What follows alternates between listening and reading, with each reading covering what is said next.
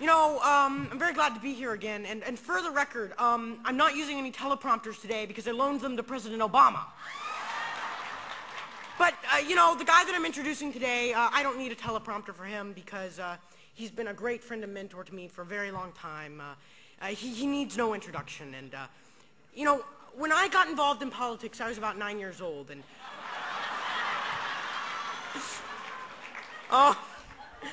And one thing I wanted to do is I wanted to be able to get my news from both sides of the aisle, to understand what people were talking about. And one person that has done that so well is Dr. William Bennett. I remember when I was about 9, 10 years old, and I would listen to his show. I'd set my alarm for 6 o'clock in the morning, and I'd listen to his show for all 3 hours. And one time, I called into the show, and he was having something called Stump Bill. So I asked him a history question, and I stumped him. Yeah.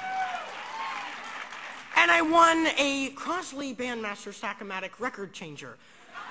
For a 10-year-old, I don't know where I would be getting any of my vinyl, but, it was a nice present, and I've always treasured it ever since. But, Bill Bennett has done great things for this country. When he was chairman of the National Endowment for the Humanities for Ronald Reagan from 81 to 85. Then he was Secretary of Education from 85 to 88. I'm from 86 to 88, excuse me. And then he was the drug czar for George H.W. Bush from 89 to 90. Bill Bennett has done great things for this country. Not only has he did he do great things on the executive level with the executive branch, but Bill Bennett has done great things in the private sector as well. He's now the Senior Washington Fellow at the Claremont Institute. He hosts his radio show, Bill Bennett's Morning in America. And he continues to promote conservative values on issues such as education and public policy and pop culture. Bill Bennett is one of my mentors and my friends, and I'm proud to say that he, last year, called me his colleague.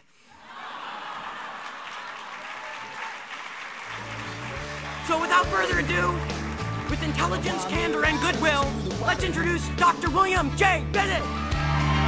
Thought that I might drown. I don't know what I was after.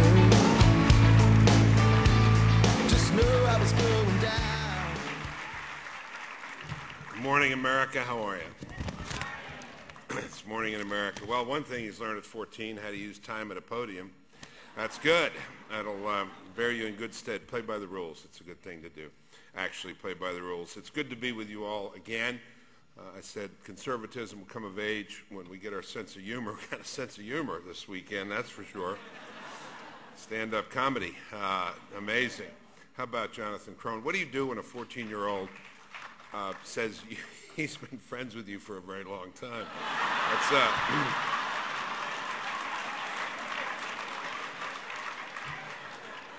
Jonathan Krohn, the early years, the middle years,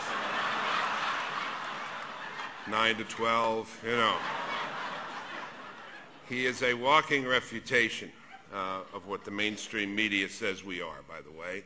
Pessimistic, old, relics of the past. You want Morning in America? That's Morning in America right there.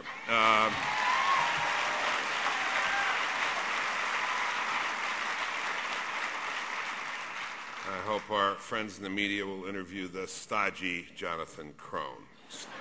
Stodgy and cranky. Thank you for getting up early this morning. I am Bill Bennett, and I am not running for anything, and I don't need to, and I never really was tempted to that much. And when you look at the lineup, you look at Pence, you look at Santorum, you look at Romney, you look at Paulini, many more. I'm not mentioning doesn't mean a thing. We have a very good lineup. We got a lot of very, very good people.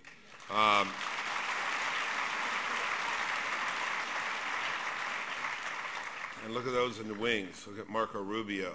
Look at Toomey. Bobby Jindal, Haley Barbour. We got a lot of great people. Great people. Not a worry in the world about our future. There's a lot going on that's good here at Cpac, and it's a great time to be a conservative. We are indeed on offense. I played a lot of football, and it's true what Andrew said. You're on offense or you're on defense. And you're either moving the ball on them or they're moving the ball on you. We are moving the ball on them, and that's a very good thing. I want to pick up on a theme of Rick Santorum's, you might guess from my green tie. I just completed a book. It's called A Century Turns. It's volume 3 of America, the Last Best Hope. It's a look back over the last 20 years. It's a history of the last 20 years. Not easy to write, it being so close. But one thing that kept coming out in my research is the lesson the terrorists were teaching us in the 90s, but that we were not learning. They hit us again and again and again. And our tepid response, our lawfare, not warfare, but lawfare, as Andrew McCarthy has documented better than anyone, did little but instigate them further, encouraged them further. Indeed, the more indictments we issued, the more terrorism we got. We were hit in 93, we were hit again in 96, hard. We were hit in 98, twice. Bin Laden declared 2 wars against us, and we were hit again in 2000. Then came 2001. We have been taught that nature abhors a vacuum, but you know what else thrives in a vacuum? In a deficit of American leadership and strength, tyranny and Islamic radicalism. Last week, that rogue nation, Iran, celebrated the 31st anniversary of its revolution. Remember this: since the revolution, Iran has been at war with us. And through its terror machine, Hezbollah, it has killed more Americans than any other terror organization up till September 11th. At the same time, its president, Mahmoud Ahmadinejad, has done all he can to acquire nuclear weapons. This is the same man who has spoken dozens of times of liquidating Israel and of imagining a world without America.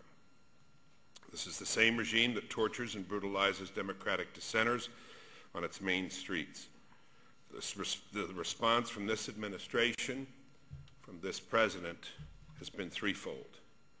First, he has done what no other president has done. He has called the regime the Islamic Republic of Iran. It is no republic. He is giving credibility where it is not deserved. Second, the most famous statement of his presidency about Iran came when human rights activists throughout the world asked that he say a few words on behalf of democratic dissidents there. His words, I quote, "It is not productive, given the history of U.S. and Iranian relations, to be seen as meddling." Close quote. Mr. President, that is not quite Mr. Gorbachev. Tear down this wall.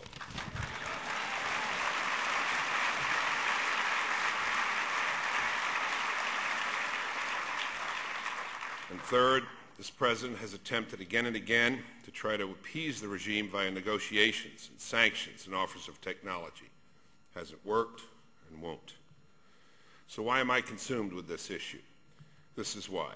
When the history books are written about what was and what was not done while the world's worst terrorist state was building the world's worst weapon and terrorizing its own and others, I'd like those books to mention there were those, like Rick Santorum, and like you, like myself, who gave a damn and tried to publicize it.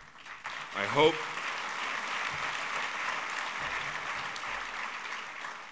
the first book on this will not be titled While America Slept.